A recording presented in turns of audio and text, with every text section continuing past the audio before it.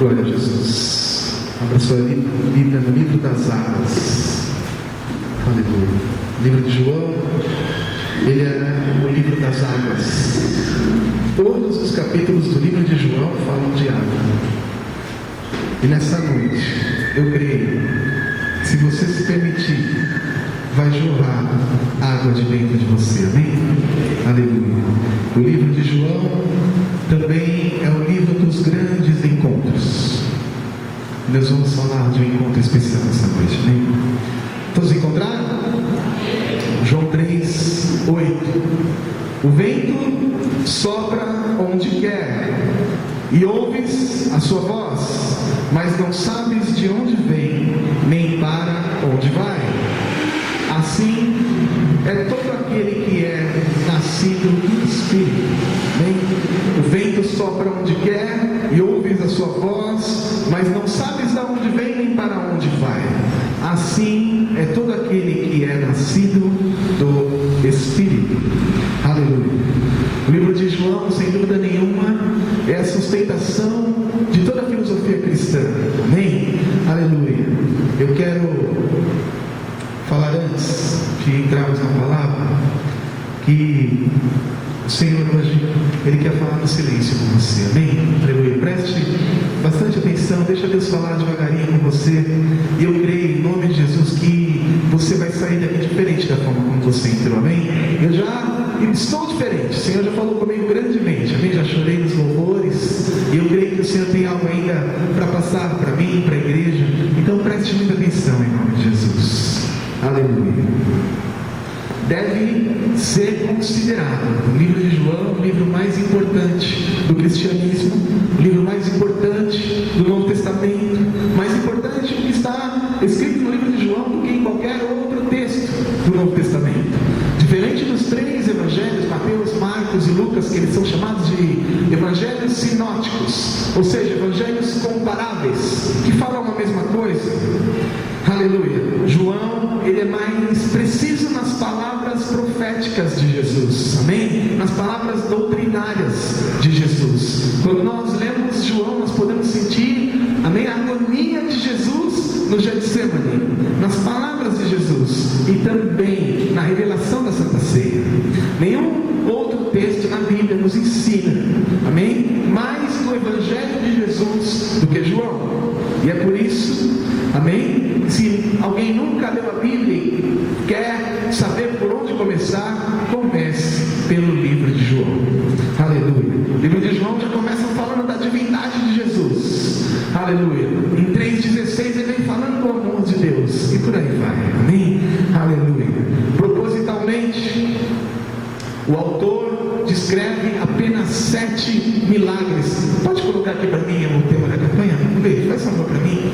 Eu acho que está o número 3 aqui. O autor descreve 7 milagres no livro de João. Aleluia. Entre tantos milagres que Jesus fez, João se detém a absorver como uma esponja muito mais as palavras de Jesus do que os seus atos, do que os seus milagres, do que as suas realizações. Aleluia. Então nós vamos começar no dia 28, amém? No dia 28 de janeiro nós vamos começar uma campanha de 7 semanas aqui. Os 7 milagres de Jesus no livro de João, no Evangelho de João. A transformação da água em vinho, a cura do filho do oficial do rei, a cura do paralítico em Betesda, a multiplicação dos pães, Jesus anda sobre o mar, a cura de um cego de nascença e a ressurreição de Lázaro. São esses 7 temas que você verá. Se você está precisando de um grande milagre, se você tem alguém conhecido que está precisando de um grande milagre, um familiar, um vizinho, um colega de trabalho, traga. Aleluia. Fala para ele, vai ter uma campanha lá na igreja, eu creio. Se você for fiel durante essas 7 semanas, o Senhor vai falar poderosamente com você e tem um grande milagre para a sua vida. Amém? Aleluia. Glória a Jesus. O capítulo 3, ele é um texto clássico da Bíblia. No capítulo 3, nós temos um encontro épico, mais do que pode se imaginar. Se você fosse na linguagem do dia a dia lá fora, nós diríamos que é um encontro de titãs. Aleluia. E muita gente nem sabe disso. 2 grandes homens e 2 grandes referências das suas épocas. João 3,8, originalmente ele foi escrito em grego, E é o texto que nós vamos estudar, amém? Aleluia. E eu preciso que você tenha paciência comigo por pelo menos uns 20 minutinhos. Aleluia. E preste bastante atenção para que você possa entender o final, amém? Vai valer a pena, eu creio, em nome de Jesus. Jesus, ele costumava fazer 2 tipos de sermões: os sermões abertos, que qualquer pessoa poderia entender, mas ele também fazia sermões enigmáticos, que nem o mais profundo teólogo, nem o mais profundo conhecedor conseguia entender na essência o que Jesus queria dizer. O capítulo 3 de João, ele é um desses sermões. João, ele não é muito preciso para falar quem era Nicodemos. No versículo 1, João diz que Nicodemos era um dos principais, mas a descrição precisa sobre Nicodemos vai sair da boca de Jesus, quando ele diz para Nicodemos assim: sendo tu príncipe em Israel, não entende as coisas que eu falo? João chama Nicodemos de um dos principais, mas Jesus chama Nicodemos de príncipe. Aleluia.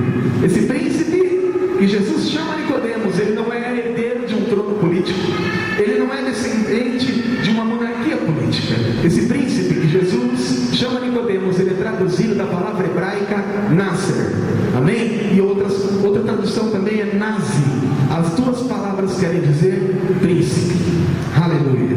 E o Nasser é o representante máximo de um povo. O texto que nós lemos tem 2000 anos, mas para entender quem é Nicodemos, nós precisamos voltar 1500 anos antes do Senhor, 3500 anos atrás. Aleluia. E isso vai nos remeter no livro do Êxodo, onde nós vamos ver um homem cheio de uma capacidade que nós chamamos de unção. A unção que havia sobre Moisés, aleluia, não era para libertar uma pessoa, 10 pessoas, uma centena de pessoas, alguns milhares de pessoas, mas a unção que estava sobre Moisés foi tão pesada, tão poderosa, tão grande, que foi capaz de libertar mais de 2 milhões de pessoas. Aleluia, glória a Jesus. A unção que está sobre Moisés, ela extravasa a sua pele. A unção que está sobre Moisés transcende a sua face comum e humana. Aleluia, de modo que o rosto de Moisés brilhava. Aleluia, por causa da unção que estava sobre ele.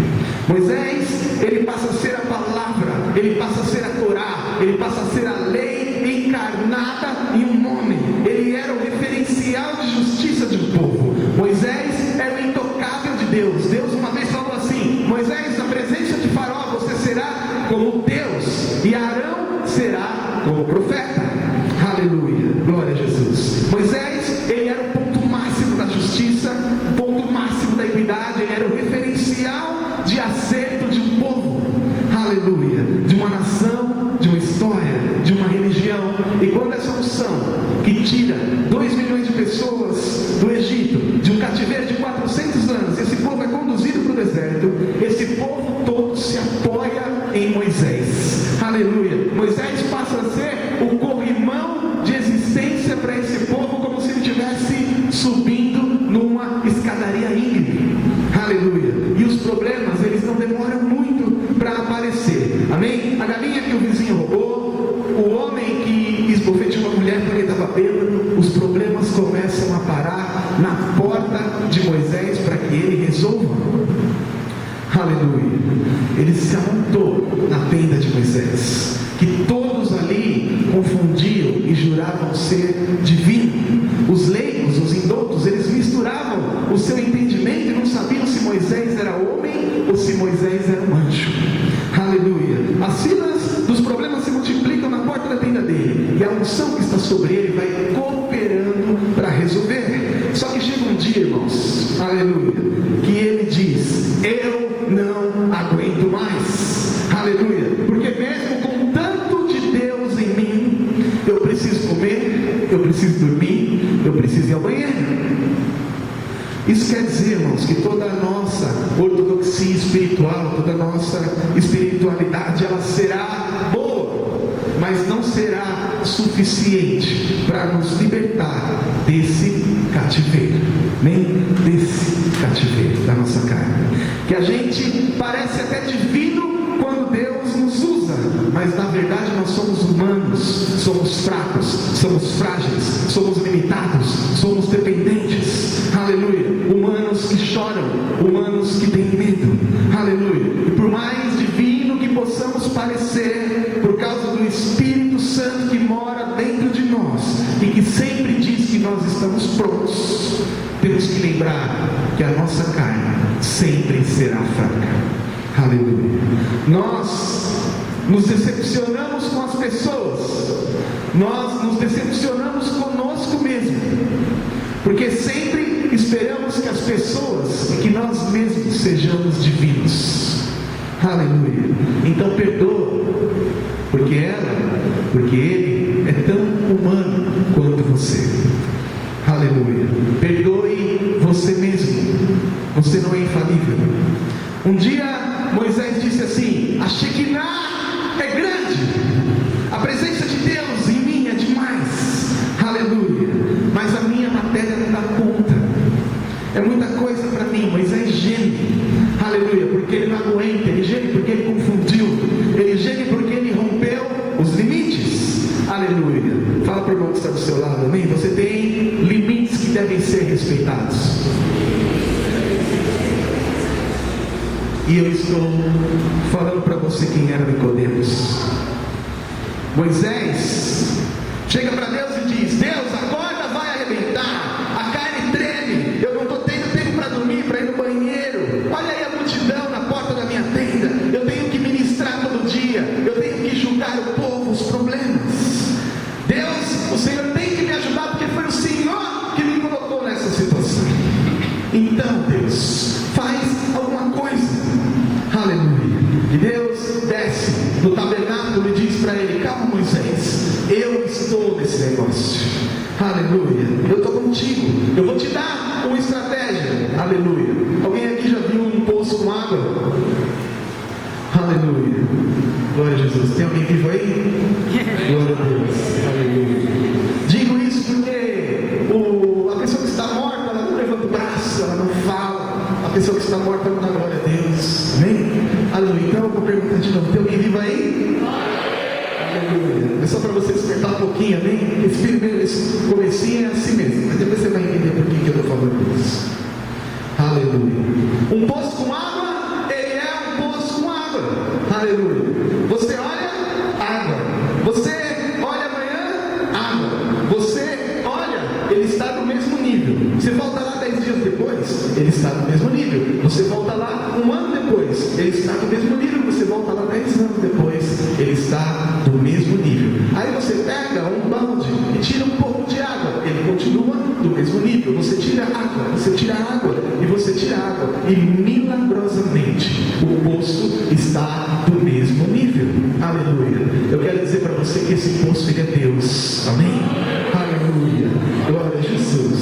Se você chegar aqui na igreja e olhar e dizer: está do mesmo nível, e você foi embora, quem perdeu e quem perde é você, aleluia. Mas quer saber por que Deus te chamou aqui nessa noite? Aleluia.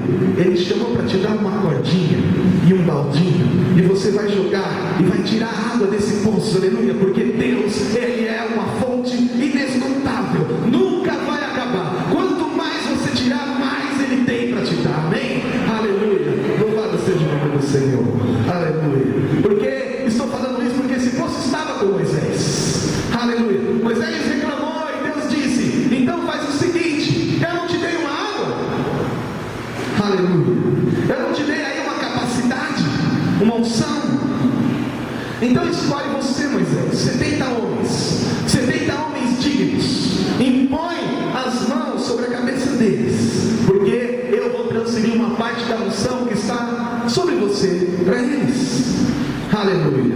Ou seja, a unção, a glória, a Shekinah que eu coloquei sobre você também estará sobre eles, aleluia. Então Moisés coloca a mão sobre esses homens, aleluia. Todos são cheios do Espírito Santo de Deus, aleluia. Olha para mim, amém? Ser cheio do Espírito Santo hoje é muito fácil, mas há 3.500 anos atrás as pessoas não sabiam nem o que era Espírito Santo, aleluia. Joel ainda não tinha profetizado, Jesus ainda não tinha vindo, o Pentecostes ainda não tinha acontecido, aleluia. mas todos são cheios, profetizam, e até quem está perto é irradiado pela bomba atômica daquela unção naquele dia.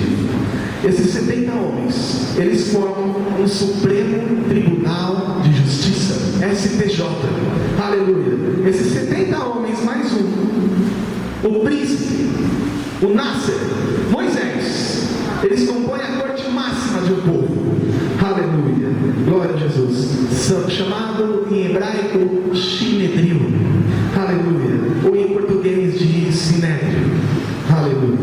A reverência desse tribunal que julga a nação está baseada no príncipe, no presidente desse tribunal, porque de forma mística, de forma espiritual, se acredita que o príncipe, Moisés, aleluia, é o ponto de equilíbrio da justiça. Acredita que ele é a Torá, é a própria lei encarnada, aleluia. Quando Moisés vai morrer, ele pergunta para Deus: Deus, quem será o meu sucessor? Quem será o presidente do Sinédrio? E Deus responde para Moisés: o príncipe será, aleluia, Josué, aleluia. Então, irmãos, aquela unção, ela vai migrar de Moisés para Josué, aleluia, glória a Deus, amém? Vocês estão entendendo?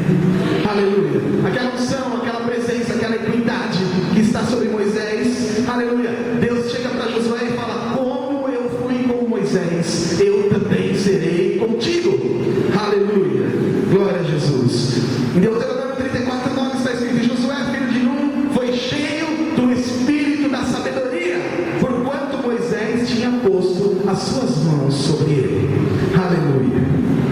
Então, Josué passa a ser o novo ponto de equilíbrio do Sinédrio, a referência de justiça. Ele vai governar o povo. Era uma unção que ia migrar para cada príncipe. Depois de Josué, a Bíblia entra numa fase que nós chamamos de juízes, que a Bíblia chama de juízes, aleluia. Durante 300 anos, 14 homens vão ser os príncipes, 14 homens, aleluia, glória a Jesus. Otoniel, Sangar, Débora, Gideão, aleluia, Jefté e tantos outros, Sansão, aleluia, Eli, o penúltimo, e o último, Samuel, aleluia. Os príncipes são conhecidos por legislar a justiça, aleluia, comandando a corte máxima do país.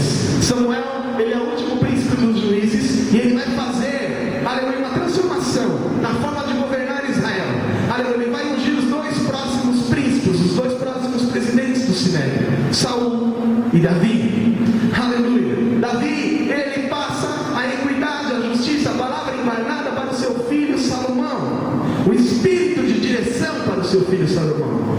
A prova de que Salomão dirigia o Sinédrio, aleluia, eu estou falando de Nicodemos. É o épico julgamento descrito na Bíblia de duas mulheres que estavam lutando por um filho.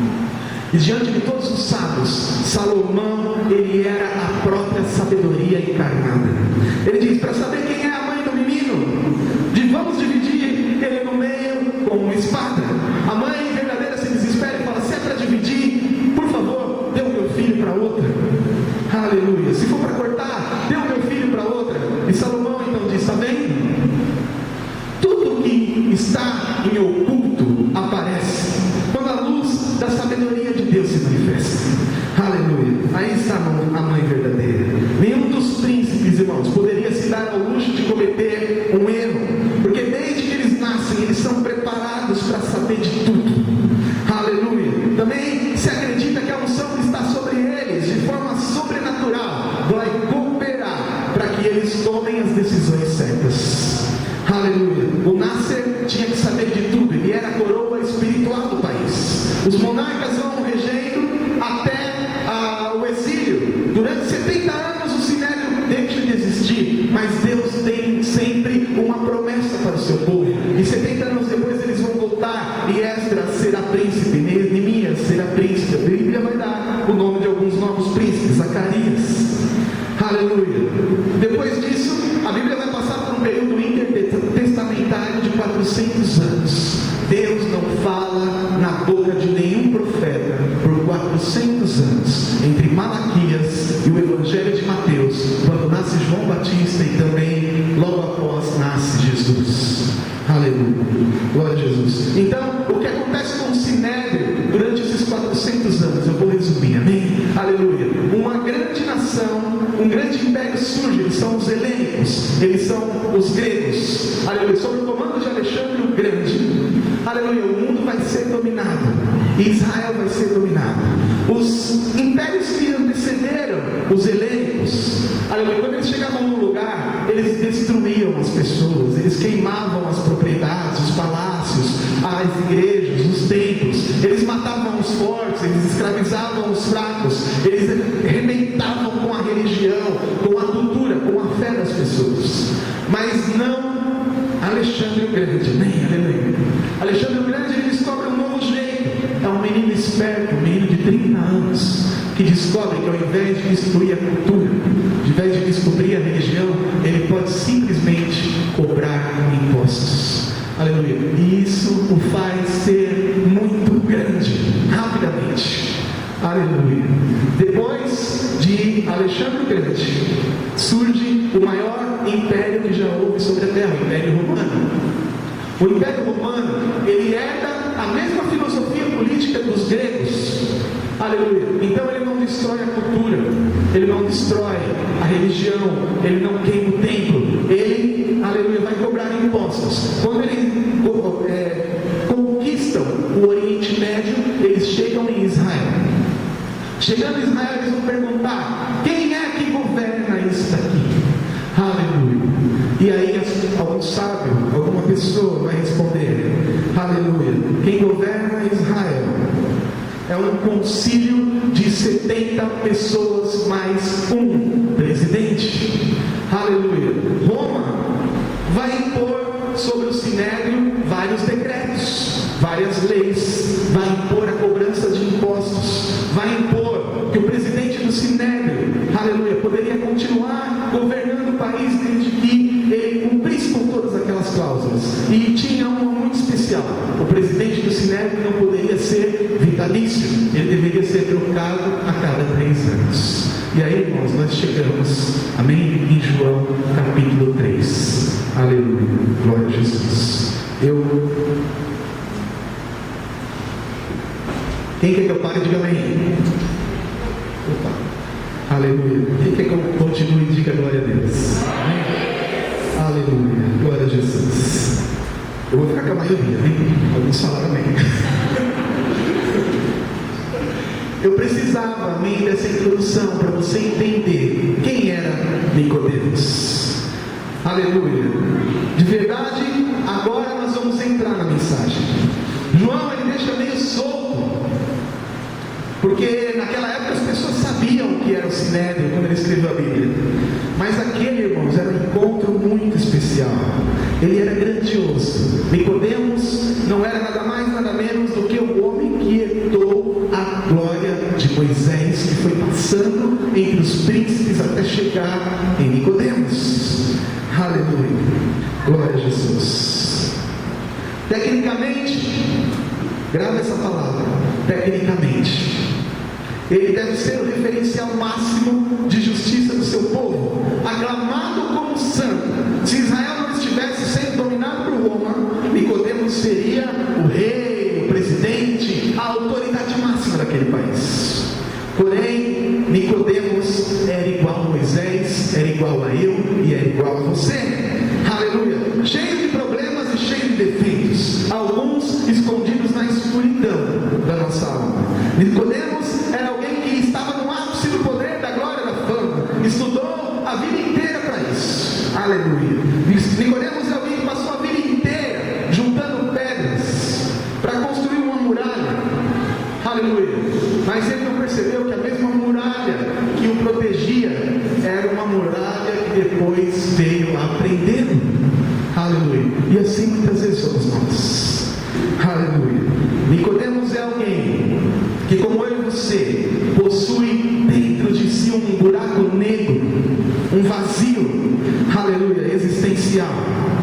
Glória a Jesus. E que esse vazio gira numa velocidade estonteante. Aleluia, glória a Deus, com fome. Glória a Jesus. Nicodemos é alguém que, de forma equivocada, como eu e você, pretendemos encher este vazio vazio como as coisas desse mundo.